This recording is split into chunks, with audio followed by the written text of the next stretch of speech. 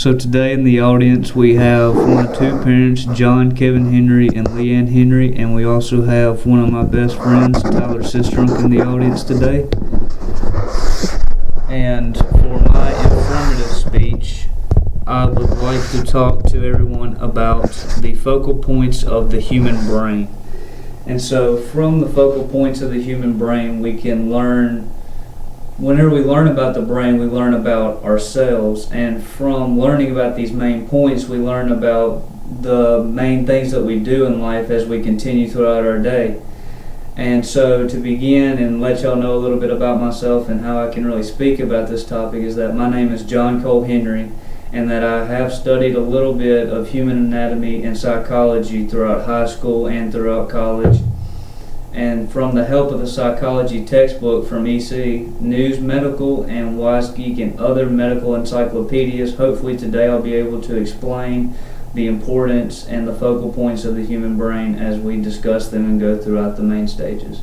So the very first section I'd like to talk about is the hindbrain, or the rhombencephalon. And from there, we see that it's over here. It's pretty much near the brainstem, and this is it right here, expanded. From here, we're going to talk about the medulla and the pons. The medulla from Wise Geek, it says that in addition to regulating breathing and blood pressure, it controls breathing and swallowing. So pretty much just these rudimentary functions that you don't always think about. And also, whenever we talk about the pons, it is referred to as the bridge that controls the left and right sides of the human body. I got that information from Sicily and White, and from the pons we can learn how each side works, and from the right side, the left side works, and from the left side, the right side works. Continuing on to the midbrain, which is over here, I know it's small to see, we're going to talk about the thalamus and the hippocampus. From the thalamus, thank you Miss Fox Smith, who is an EC instructor. She told us that the thalamus was a switching station or a router, which was her way of saying that it decides where the sensory info should be transferred throughout the body. So whenever you have your five senses, sight, touch, sound, taste, etc., these senses are going through the thalamus into the different portions of the brain to be able to know and understand the information that it's learning.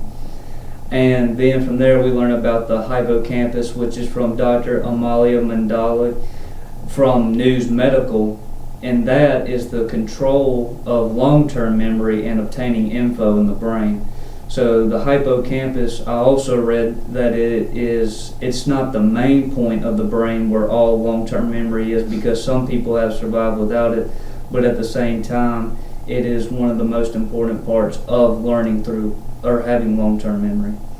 And then from there we're going to have our final part, which is the forebrain, and the main part we're going to learn about is the frontal lobe today. And from the frontal lobe, it's the main part of the brain that really encompasses most humans. It's located right here, right in front, right behind this part of the skeleton. And it is in control of higher mental functions such as planning, personality, memory storage, decision making, and language. And through this you learn this is how most humans relate to each other and how we exist in this world, is all because of this frontal lobe and its processes as we learn and obtain new information.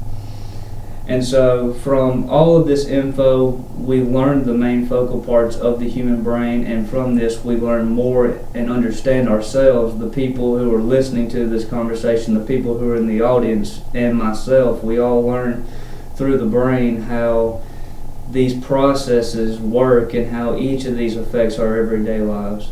Thank you.